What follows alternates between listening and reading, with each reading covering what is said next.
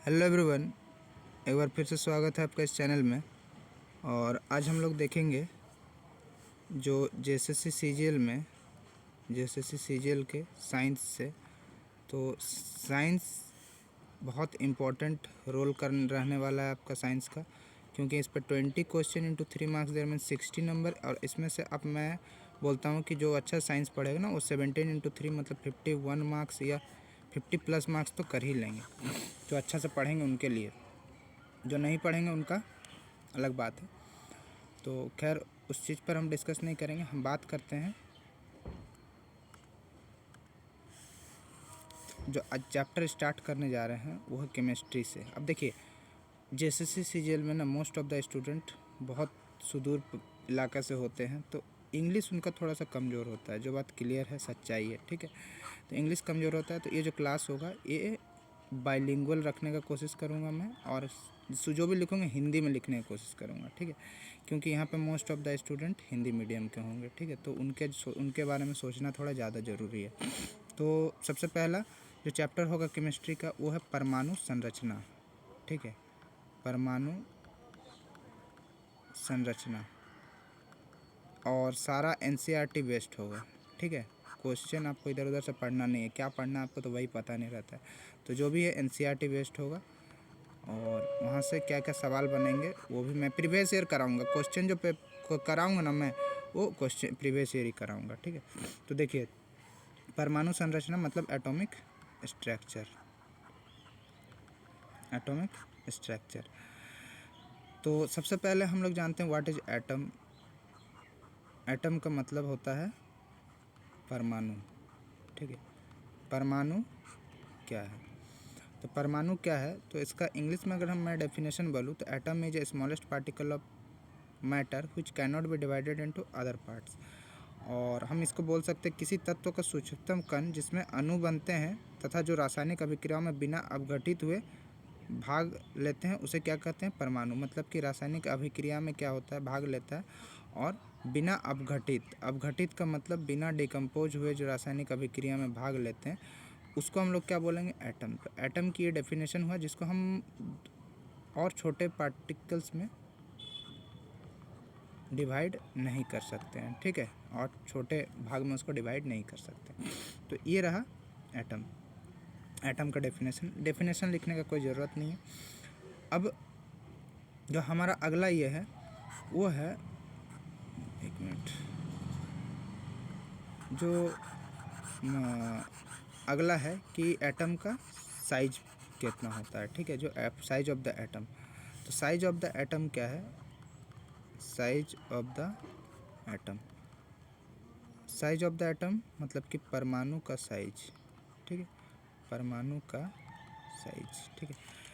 तो परमाणु का सबसे छोटा परमाणु, परमाणुओं में सबसे छोटा परमाणु क्या है, हाइड्रोजन है। और हाइड्रोजन का जो रेडियस होता है, हाइड्रोजन का जो रेडियस होता है, तो हाइड्रोजन का रेडियस होता है 0.28 एमस्ट्रॉन्ग अप्रॉक्सीमेट, ठीक है। एमस्ट्रॉन्ग, यहाँ पे आपको क्वेश्चन पूछता है 1 एमस्ट्रॉन्ग बराबर कितना मीटर, तो 1 एमस्ट्रॉन्ग बराबर 10⁻⁻10 metre. This is the important fact, आप लिख सकते हैं, ठीक है। 1 एमस्ट्रॉन्ग में 10⁻⁻10 मीटर होता है।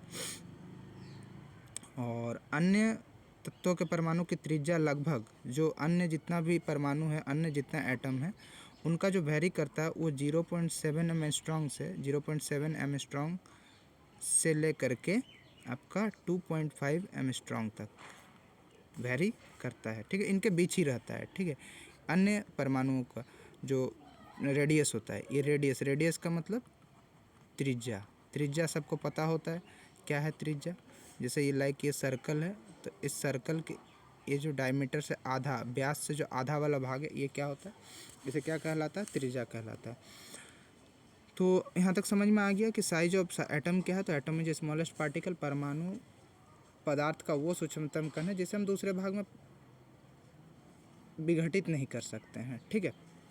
और जो सबसे छोटा है हाइड्रोजन, तो ये हाइड्रोजन का क्या है, ये हाइड्रोजन का त्रिज्या है, ये जो 0.28 एमस्ट्रॉन्ग क्या हाइड्रोजन का त्रिज्या, 1 एमस्ट्रॉन्ग बराबर 10⁻⁻10 मीटर। और सभी बाकी जो एटम्स होते हैं उनके जो रेडियस है वो इनके बीच में वेरी करता है 0.7 एमस्ट्रॉन्ग से 2.5 एमस्ट्रॉन्ग तक, ठीक है। अब हम आते हैं, ये तो हो गया। अब हम परमाणु की संरचना देखते हैं। देखिए परमाणु की संरचना में अब परमाणु के अंदर 3 सब एटॉमिक पार्टिकल होते हैं, ठीक है। 3 सब एटॉमिक पार्टिकल्स होते हैं, वो एलिमेंट्री पार्टिकल्स, जिसे हम हिंदी में मूल कण कहते हैं, जिसे हम हिंदी में मूल कण कहते हैं, ठीक। हिंदी में मूल कण कहते हैं। वो मूल कण क्या है, तो परमाणु की जो संरचना है, परमाणु की संरचना के अंदर परमाणु में 3 मूल कण होते हैं, ठीक है। 3 मूल कण होते हैं। वो मूल कण क्या है, जिसको इंग्लिश में हम लोग सब एटॉमिक पार्टिकल बोलते हैं। क्या बोलते हैं? सब एटॉमिक पार्टिकल या एलिमेंट्री पार्टिकल, ठीक है। मूल कण, परमाणु के 3 सब एटॉमिक पार्टिकल होते हैं। और ये 3 सब एटॉमिक पार्टिकल क्या क्या है, तो ये 3 सब एटॉमिक पार्टिकल आपका इलेक्ट्रॉन है,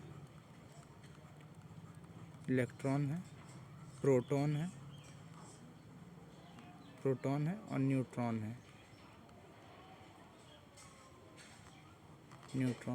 ये 3 सब एटॉमिक पार्टिकल है, ठीक है। इलेक्ट्रॉन, प्रोटॉन और आपका न्यूट्रॉन, ये परमाणु के अंदर पाए जाते हैं। इनके अंदर भी हम जा सकते हैं, बट उतना अभी जाएंगे नहीं डेप्थ पे, अभी पहले इन तीनों को समझते हैं, ठीक है। तो इलेक्ट्रॉन का जो आवेश होता है वो माइनस होता है, जिसे हम इस तरह से डिनोट करते हैं, ठीक है। ऋण आवेश होता है, ऋण आवेश, ठीक है। इलेक्ट्रॉन का जो आवेश होता है वो ऋण आवेश होता है। प्रोटॉन का जो आवेश होता है वो धन आवेश होता है, इसलिए हमें P+ लिखते हैं, और इसका क्या होता है, धन आवेश, ठीक है। और न्यूट्रॉन का नो चार्ज मतलब कोई आवेश नहीं होता है। न्यूट्रॉन का कोई आवेश नहीं होता है, ठीक है। न्यूट्रॉन का कोई आवेश नहीं होता है। तो ये रहा इलेक्ट्रॉन, प्रोटॉन और न्यूट्रॉन के बारे थोड़ा सा।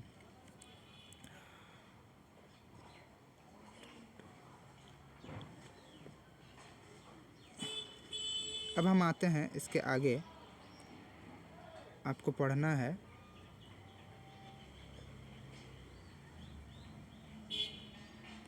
कि इलेक्ट्रॉन का खोज किसने किया था। तो इलेक्ट्रॉन का खोज किया था, तो इलेक्ट्रॉन का खोज किया था 1897 में एक साइंटिस्ट थे जिनका नाम था जे थॉमसन, थॉमसन, ठीक है। जे थॉमसन, ठीक है। जे थॉमसन, इन्होंने इलेक्ट्रॉन का खोज किया था। अच्छा, प्रोटॉन का खोज किसने किया था, तो प्रोटॉन का खोज किया था आपका गोल्डस्टीन ने। प्रोटॉन का खोज किया था गोल्डस्टीन ने, ठीक है। GOLD, गोल्ड, STIN से, ठीक है, गोल्डस्टीन, याद रहेगा। प्रोटॉन का खोज किसने किया था, गोल्डस्टीन ने। इसका नोट्स आप बनाते चलिए, ठीक है, तब MCQ बनाने में समय आएगा, मज़ा आएगा। और आपका जो न्यूट्रॉन का खोज किसने किया था, तो न्यूट्रॉन का खोज किया था 1932 में चैडविक ने, जेम्स चैडविक, ठीक है। जेम्स चैडविक ने किया था। न्यूट्रॉन का खोज जेम्स चैडविक ने 1932 में किया था। तो यहाँ से बेसिक चीज़ हमने पढ़ा कि परमाणु के अंदर 3 मूल कण पाए जाते हैं। वो 3 मूल कण क्या है, इलेक्ट्रॉन, प्रोटॉन और न्यूट्रॉन। और इलेक्ट्रॉन का चार्ज जो है E-, प्रोटॉन का चार्ज जो प्लस, और न्यूट्रॉन का जो चार्ज है, न्यूट्रॉन का कोई चार्ज नहीं होता है, ठीक है। इलेक्ट्रॉन का खोज किसने किया था, तो इलेक्ट्रॉन का खोज किया था जे थॉमसन ने। प्रोटॉन का खोज किसने किया था, तो गोल्डस्टीन ने। और न्यूट्रॉन का खोज किसने किया था, तो जेम्स चैडविक ने 1932 में। ये 3 इम्पॉर्टेंट बातें जो हमने यहाँ पे देखी। अब हम आते हैं परमाणु के नाभिक संगठन। नाभिक जो है, जो न्यूक्लियस जिसे कहते हैं, ठीक है। नाभिक, परमाणु का नाभिक, ठीक है, परमाणु का नाभिक, इंग्लिश में हम इसे कहते हैं न्यूक्लियस, ठीक है, इस इंग्लिश में हम इसे कहते हैं न्यूक्लियस, NUCLUS, न्यूक्लियस, ठीक है, परमाणु का नाभिक। तो परमाणु का नाभि में पाया जाता है, परमाणु का नाभिक में दो चीज़ होता है, एक होता है आपका प्रोटॉन और एक आपका होता है न्यूट्रॉन, ठीक है, प्रोटॉन और न्यूट्रॉन पाया जाता है इस तरह के नाभिक में, ठीक है। नाभिक में क्या पाया जाता है, ये मान लीजिए आपका नाभिक है, इतना बड़ा तो होता नहीं है, ये जस्ट मैं समझाने के लिए बोल रहा हूँ, ये नाभिक है, नाभिक में क्या क्या प्रेजेंट है, प्रोटॉन और न्यूट्रॉन, और इन्हीं का समूह, इन्हीं के ग्रुप को, इन्हीं के समूह को, इन्हीं के ग्रुप को हम बोलते हैं न्यूक्लियॉन, ठीक है। तो न्यूक्लियॉन क्या है, तो न्यूक्लियॉन क्या है, प्रोटॉन और न्यूट्रॉन मिलके जो बनता है उसे हम क्या कहते हैं, सामूहिक रूप से जो बनता है उसको हम बोलते हैं न्यूक्लियॉन्स, ठीक है, उसे हम क्या कहते हैं, न्यूक्लियॉन्स। और पूछेगा कि नाभिक के घटक क्या क्या है, आपको क्वेश्चन इस तरह से पूछेगा कि नाभिक के घटक क्या क्या है, नाभिक के घटक, तो नाभिक के दो ही घटक हैं, एक है आपका प्रोटॉन और आपका दूसरा है न्यूट्रॉन, ठीक है। प्रोटॉन का चार्ज प्लस, न्यूट्रॉन का कोई चार्ज नहीं होता, नो चार्ज, ठीक, नो चार्ज। और इसी तरह का क्वेश्चन आएंगे, बोलेंगे आप बच्चे की तरह पढ़ा रहे हैं, बच्चे की तरह नहीं, आपको 9, 10th के NCERT, 11th और 12th के भी कुछ पार्ट, बहुत नहीं, 9, 10th के NCERT, कुछ 8 के भी और कुछ 7 के भी NCERTs को पूरा करना होगा, तभी जाके आप जो इस तरह के कम्पिटिटिव एग्जाम है उस पर आप क्वेश्चन को सॉल्व कर सकते हैं, ठीक है, नहीं तो मैं दिखाऊंगा, ठीक है। आप BPSC में क्वेश्चन देखिए ना, BPSC में बच्चे क्या पढ़ते हैं पता है, only NCERT and MCQ solve करते हैं। PSC JPSC के लिए भी उसी तरह के क्वेश्चन आते हैं, JPSC के में भी डायरेक्ट जो प्री वगैरह में पूछा जाता है, प्रीलिम्स में क्वेश्चन, मेंस में भी इस बार क्वेश्चन पूछा गया था ना, बहुत आसान क्वेश्चन था मेंस में, मेंस का क्वेश्चन मैं दिखाऊंगा आपको, ठीक है। तो नाभिक के घटक आपको पता चल गया, दो ही चीज़ होते हैं, और इनमें क्या है, एक चीज़ और मैं बता देना चाहता हूँ, अगले स्लाइड पे चलते हैं। देखिए, इलेक्ट्रॉन नाभिक के चारों ओर घूमते हैं, ठीक है, ये मान लीजिए इलेक्ट्रॉन्स है, ये इलेक्ट्रॉन्स है, ये इलेक्ट्रॉन्स है, और ये रहा नाभिक, ठीक है, ये रहा नाभिक। तो इलेक्ट्रॉन्स क्या है, नाभिक के चारों ओर क्या करते हैं, घूमते हैं, ये एक और ऑर्बिट में बना दे रहा हूँ कच्चा, ठीक है। इलेक्ट्रॉन्स क्या करते हैं, इस नाभिक के अंदर पे, इस नाभिक के अंदर पे, नाभिक के चारों ओर घूमते हैं। तो याद रहिएगा कि इलेक्ट्रॉन्स क्या होते हैं, इलेक्ट्रॉन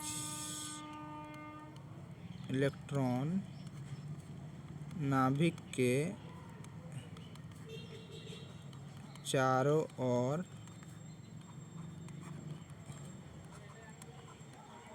चक्कर लगाते हैं, ठीक है, चारों ओर चक्कर लगाते हैं, ठीक है, इलेक्ट्रॉन्स नाभिक के चारों ओर चक्कर लगाते हैं।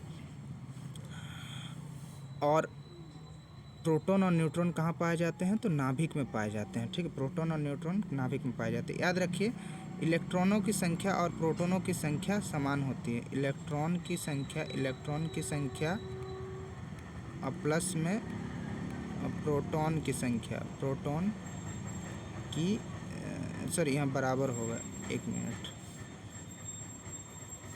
यहाँ पे आपका इलेक्ट्रॉन की संख्या बराबर प्रोटॉन की संख्या, ठीक है, जितना इलेक्ट्रॉन होगा उतना प्रोटॉन होगा, ठीक है। लाइक हाइड्रोजन एटम में, ये हाइड्रोजन का परमाणु संख्या कितना होता है, एक, तो इस पे एक प्रोटॉन और एक इलेक्ट्रॉन पाया जाएगा, ठीक है, एक इलेक्ट्रॉन और एक प्रोटॉन पाया जाएगा। तो इलेक्ट्रॉनों के किसी भी परमाणु में इलेक्ट्रॉन की संख्या तथा प्रोटॉन की संख्या क्या होती है, बराबर होती है। ये सब कंसेप्चुअल कंसेप्ट है, इस कंसेप्ट कहाँ काम आएगा मैं बाद में बताऊँगा। अब हम आते हैं, यहाँ तक समझ में आ गया। अच्छा, ये इलेक्ट्रॉन की संख्या पॉजिटिव, इलेक्ट्रॉन का चार्ज जो होता है वो नेगेटिव होता है, सॉरी, इलेक्ट्रॉन का चार्ज यहाँ गलती से पॉजिटिव लिख दिया मैंने, इलेक्ट्रॉन का जो चार्ज होता है वो नेगेटिव होता है और ये पॉजिटिव होता है, प्रोटॉन की संख्या पॉजिटिव होता है। तो आपको याद रहेगा कि इलेक्ट्रॉन की संख्या नेगेटिव और पॉजिटिव, तो number of electrons and number of protons are equal, then negative positive आपस में क्या हो जाते हैं, न्यूट्रल हो जाते हैं, ठीक है। इसीलिए परमाणु क्या होता है, उदासीन होता है। यहाँ मैं लिख दे रहा हूँ, परमाणु उदासीन होता है। क्यों उदासीन होता है वो मैंने बता दिया। उदासीन क्यों होता है, क्योंकि इलेक्ट्रॉन का चार्ज नेगेटिव होता है, प्रोटॉन का चार्ज पॉजिटिव होता है, और number of electrons is equal to number of protons, number of electrons is equal to number of protons. तो दोनों आपस में मिल के क्या कर देते हैं, पूरे एटम को न्यूट्रल कर देते हैं, ठीक है। तो यहाँ तक समझ में आ गया होगा। अब हम आते हैं एटॉमिक नंबर पे। अगला है परमाणु क्रमांक, परमाणु संख्या, परमाणु संख्या, ठीक है। एटॉमिक नंबर, ठीक है। तो एटॉमिक नंबर क्या है, the number of protons, the number of protons present in the number of protons present in nucleus is known as atomic number of the element, ठीक है। जितना नाभिक पे, जितने संख्या नाभिक पे, जितने प्रोटोनों की संख्या नाभिक पे होगा, प्रोटोनों की संख्या जितनी होगी नाभिक पे, वही हमारा क्या है, परमाणु संख्या है। तो यदि मान लीजिए कि प्रोटॉन में किसी परमाणु का परमाणु संख्या है 6, तो उस पर कितने प्रोटॉन हो गए, उसमें प्रोटॉन हो गए आपके, प्रोटॉन हो गए 6, और उसमें इलेक्ट्रॉन कितने हो जाएंगे। तो अभी हमने पढ़ा कि number of proton is equal to number of electron, मतलब कि इलेक्ट्रॉन भी कितने हो जाएंगे आपके, 6। यहाँ से ये क्लियर हो गया। परमाणु संख्या क्या है, the number of protons present in a nucleus is known as atomic number. जितने नाभिक में जितने प्रोटॉनों की संख्या होती है वही हमारा क्या होता है, परमाणु संख्या, ठीक है। तो मान लीजिए किसी पे 6 है, तो उसका परमाणु संख्या, प्रोटॉन कितने होंगे 6, और इलेक्ट्रॉन कितने होंगे 6, और परमाणु संख्या कितना हो जाएगा 6। अब हम अगला आते हैं, तो अगला है हमारा, अगला देखते हैं हम। अगला है हमारा परमाणु क्रमांक। समझ में आ गया। जैसे हाइड्रोजन में एक हाइड्रोजन का एटॉमिक संख्या 1 है, तो प्रोटॉन कितने हैं, 1, ठीक है। अगर प्रोटॉन 1 तो इलेक्ट्रॉन भी 1, ठीक है। तो यहाँ से कुछ भी दिया रहे आप यहाँ पे आराम से निकाल सकते हैं। इसके बाद हम देखते हैं अगला, वो है द्रव्यमान संख्या, ठीक है। द्रव्यमान संख्या, ठीक है। Mass number. तो मास नंबर को हम ए से रिप्रेजेंट करते हैं, और हम परमाणु संख्या को जेड से रिप्रेजेंट करते हैं, ठीक है। ए से रिप्रेजेंट करते हैं, जेड से रिप्रेजेंट। तो मास नंबर होता है, जो मास नंबर है यहाँ पे MN लिख ले रहे हैं आप, हिंदी वाला भी समझ जाएंगे। द्रव्यमान संख्या ये क्या होता है, ये प्रोटोनों की संख्या, नंबर ऑफ प्रोटॉन्स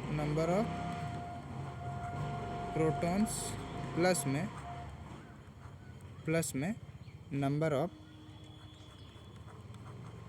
न्यूट्रॉन्स, ठीक है, नंबर ऑफ न्यूट्रॉन्स, ठीक है। मास नंबर क्या है, प्रोटोनों की संख्या, मतलब कि mass number is equal to P plus N, मतलब कि ये प्रोटॉन ये न्यूट्रॉन, इन दोनों को मिला के क्या बनता है, मास नंबर। तो मान लीजिए कि यहाँ पे मास नंबर आपको गिवन है, आपको प्रोटॉन गिवन है, तो आप यहाँ से न्यूट्रॉन निकाल सकते हो। तो न्यूट्रॉन निकालने का फॉर्मूला क्या हो जाएगा, मास नंबर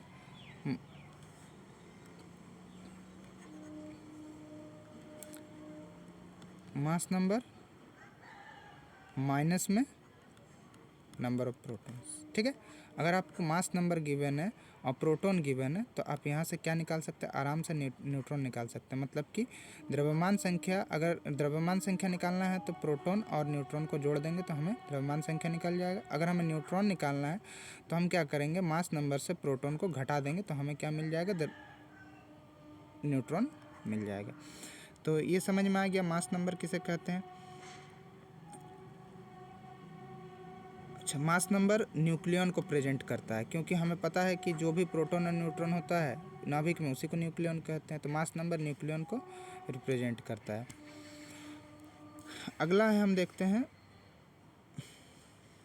मास नंबर हो गया। अब हम देखते हैं परमाणु भार। तो देखिए, इसको सिंपल से सीख के रखिए, एटॉमिक वेट, परमाणु भार। तो एटॉमिक वेट ना आपका परमाणु भार जो है वो इक्विवेलेंट होता है, लगभग समान होता है, इक्विवेलेंट जिसको बोलते हैं, समतुल्य। ठीक है, सॉरी यहाँ पे मैंने साइन कॉन्ग्रेंट का दे दिया। ठीक है, इक्विवेलेंट होता है, समतुल्य होता है किसके? द्रव्यमान संख्या के, लगभग समान, लगभग समान द्रव्यमान संख्या के समतुल्य होता है। बस इतना ही जानिए। तो हम यहाँ से कह सकते हैं परमाणु भार बराबर क्या हो जाएगा? प्रोटॉनों की संख्या प्लस में न्यूट्रॉनों की संख्या, P प्लस N। अब हम अगला देखते हैं। ये सारा टॉपिक हमको लग रहा है कि क्लियर हो गया होगा। अब हम आगे देखते हैं। तो आगे आपका है सम इलेक्ट्रॉनिक,